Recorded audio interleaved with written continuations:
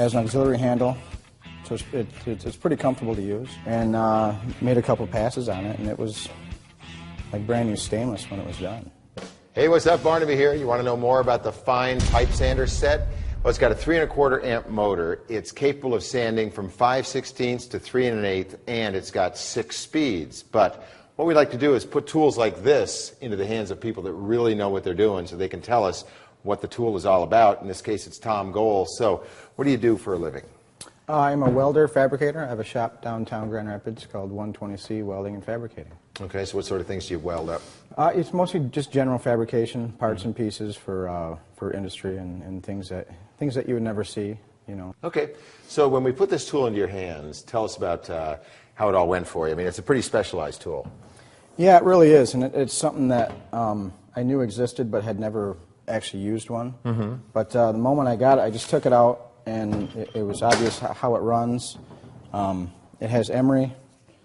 It also has Scotch-Brite attachments. You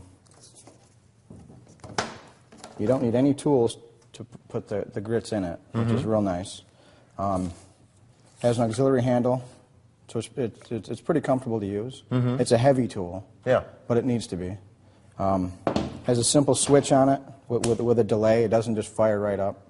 So when you turn it on, it hesitates for a second, and then the motor engages. Okay, so that's billed as a bit of a safety switch? Yeah, and it's also, if it had a trigger, you'd be stuck with your hand in one spot all the time. Okay. So there was some thought into who's going to use it. Right, and what did you use it for? I used it on, initially, just some cold roll steel pipe that was in the rack that was rusty, and we clamped it up and put some 120 grit, and made a couple passes on it, and it was like brand new stainless when it was done. Yeah, how would you have done it previously? We'd just get a roll of emery paper and just wrap it around it and, manually pull the paper around the tube and spend hours. Right, as opposed to? As opposed to seconds. Wow. Yeah. Yeah, learning curve with it? I didn't have a learning curve with it. I started grabbing things off the rack. I grabbed a motorcycle tank that had lots of large radiuses on it. And it was rusty, had been stripped of paint.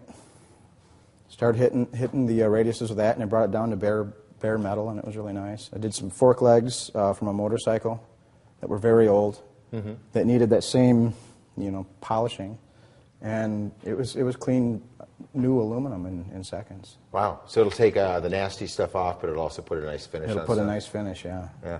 6 speeds. Did that come into play for you?